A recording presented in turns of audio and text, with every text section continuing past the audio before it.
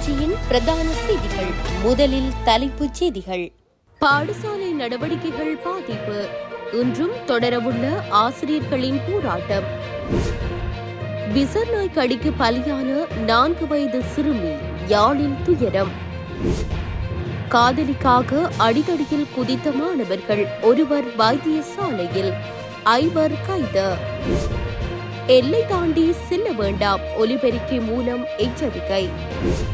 இஸ்ரேலுக்கு ரகசியமாக ஆயுதங்களை ஏற்றுமதி செய்த இந்தியா.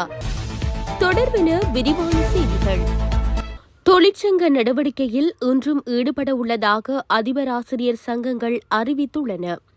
குறித்த விடயத்தை இலங்கை ஆசிரியர் சங்க பொதுச் செயலாளர் ஜோசப் ஸ்டாலின் தெரிவித்துள்ளார். அதிபர் ஆசிரியர் சங்கங்களின் தொழிற்சங்க நடவடிக்கை காரணமாக பாடசாலைகளின் கல்வி நடவடிக்கைகள் பாதிக்கப்பட்டுள்ளதாக தெரிவிக்கப்படுகின்றது. சம்பளம் முரண்பாடு உள்ளிட்ட சில பிரச்சினைகளுக்கு தீர்வு கோரி சுகவீன விடுமுறையை பதிவு செய்த அதிபர் ஆசிரியர் தொழிற்சங்கங்களின் பிரதிநிதிகள் நேற்று பகல் கொழும்பு கோட்டை தொடருந்து நிலையத்திற்கு முன்பாக ஆரம்பித்த எதிர்ப்பு நடவடிக்கையை கலைப்பதற்கு காவல்துறையினர் நீர்த்தாரை மற்றும் கண்ணீர் புகை பிரயோகம் மேற்கொண்டிருந்தனர். தமது போராட்டம் மீதான நீர்த்தாரை மற்றும் கண்ணீர் புகை பிரயோகத்திற்கு எதிர்ப்பு தெரிவித்து இன்றும் தொழிற்சங்க நடவடிக்கையில் ஈடுபட உள்ளதாக ஆசிரியர் தொழிற்சங்கங்கள் அறிவித்துள்ளன. இதேவேளை இந்த ஆசிரியர் போராட்டத்தினால் நாட்டில் நேற்றைய தினம் மொத்தமாக 10,026 அரச பாடசாலைகள் மூடப்பட்டுள்ள நிலையில் இன்றைய தினமும் பாடசாலைகளில் கல்வி நடவடிக்கைகள் கேள்விக்குறியாக மாறியுள்ளது. இந்நிலையில் நாட்டிலுள்ள அனைத்து அரசாங்க பாடசாலைகளும் இன்று வழமை போன்று இயங்கும் என கல்வி அமைச்சு அறிவித்துள்ளமை குறிப்பிடத்தக்கது. விசர்நாய் கடிக்கிலக்கான 4 வயது சிறுமியொருவர் யாழ்ப்பாணம் போதனா வைத்தியசாலையில் நேற்றைய தினம் உயிரிழந்துள்ளார். கிளிநொச்சி குமாரசாமிபுரத்தை சேர்ந்த சிறுமியே இவ்வாறு உயிரிழந்ததாக தெரிய வருகின்றது. 4 வயதான குறித்த சிறுமி விசர்நாய் கடிக்க இலக்கான நிலையில் கடந்த 3 நாட்களுக்கு முன்னர் யாழ்ப்பாணம் போதனா வைத்தியசாலையில் அனுமதிக்கப்பட்டு சிகிச்சை பெற்று வந்துள்ளார். சிறுமிக்கு தீவிர சிகிச்சை அளிக்கப்பட்டு வந்த நிலையில் நேற்றைய தினம் சிகிச்சை பயனின்றி உயிரிழந்துள்ளதாக தெரிய வருகின்றது. காதலுறவில் ஏற்பட்ட தகராறில் 17 வயதுடைய பாடசாலை மாணவர் ஒருவர் தாக்கப்பட்ட சம்பவம் கண்டி திகன பிரதேசத்தில் இடம்பெற்றுள்ளது. கடந்த 25ஆம் திகதி இரவு 7:30 மணியளவில் திகன ரஜவெல்ல பிரதேசத்தில் இந்த தாக்குதல் நடத்தப்பட்டுள்ளது. சம்பவம் தொடர்பில் பல்லேகல பிரதேசத்தில் வசிக்கும் 5 பாடசாலை மாணவர்களை மெரிக்கிண்ண போலீசார் கைது செய்துள்ளனர். கைது செய்யப்பட்ட 5 மாணவர்களும் 16 முதல் 18 வயதுடையவர்கள் என போலீசார் தெரிவித்தனர். தாக்குதலுக்குள்ளான மாணவர் தெல்தெனிய வைத்தியசாலையில் சிகிச்சைக்காக அனுமதிக்கப்பட்டுள்ளார். சம்பவம் தொடர்பில் மெனிக்கிண்ண போலீஸ் நிலைய பிரதான பரிசோதகர் MD சந்திரபால தலைமையில் விசாரணைகள் இடம்பெற்று வருகின்றன. ராமேஸ்வரத்தில் இருந்து கடற்றொழிலுக்கு செல்லும் கடற்றொழிலாளர்கள் சர்வதேச கடல் எல்லையை தாண்டி செல்ல வேண்டாம் என எச்சரிக்கை விடுக்கப்பட்டுள்ளது.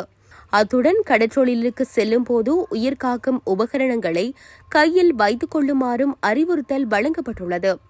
ராமேஸ்வரம் மீன்வளத்துறை உதவி இயக்குநர் அப்துல் ஹாதர் ஜெய்லானி உத்தரவின் பேரில் ராமேஸ்வரம் மீன்வளத்துறை அதிகாரிகள் ஒலிபெருக்கி மூலமாக அறிவுறுத்தல்கள் விடுத்துள்ளதாக அந்நாட்டு செய்திகள் தெரிவிக்கின்றன. கடந்த ஒரு வாரத்தில் 30க்கும் மேற்பட்ட தமிழக கடற்றொழிலாளர்கள் அடுத்தடுத்து இலங்கை கடற்படையால் கைது செய்யப்பட்டு வருகின்றனர். ராமநாதபுரம் மாவட்டம் ராமேஸ்வரத்திலிருந்து கடந்த சனிக்கிழமை கடற்றொழிலுக்கு சென்ற 3 விசைப்படகுகளையும் அதிலிருந்து 22 கடற்றொழிலாளர்களையும் எல்லை தாண்டி பிடித்ததாக இலங்கை கடற்படை கைது செய்து யாழ்ப்பாணம் சிறையில் அடைத்துள்ளனர். அதனைத் தொடர்ந்து நேற்று நாகை கடற்றொழிலாளர்களை இலங்கை கடற்படை கைது செய்து யாழ்ப்பாணம் சிறையில் வைக்கப்பட்டுள்ளனர். தமிழக கடற்றொழிலாளர்களை தொடர்ந்து இலங்கை கடற்படை கைது செய்து வருவதால் கடற்றொழிலாளர்களிடையே அச்சம் ஏற்பட்டுள்ளதன் எதிரொலியாக இந்த நடவடிக்கை எடுக்கப்பட்டுள்ளது. காசாவில் நடைபெற்று வரும் போருக்கு மத்தியில் இந்தியா இஸ்ரேலுக்கு ஆயுதங்கள் மற்றும் ராணுவ உபகரணங்களை ஏற்றுமதி செய்து வருவதாக தகவல்கள் வெளியாகியுள்ளன. ஸ்பெயின் கடற்கரையில் நிறுத்தப்பட்ட ஒரு சரக்கு கப்பலில் இஸ்ரேலிய பாதுகாப்பு படைகளுக்கு 30 தொன்களுக்கும் அதிகமான ராக்கெட்டுகள் மற்றும் வெடிபொருட்கள் இருந்ததை முதன்மையான செய்தி ஊடகம் ஒன்று உறுதிப்படுத்தியுள்ளது.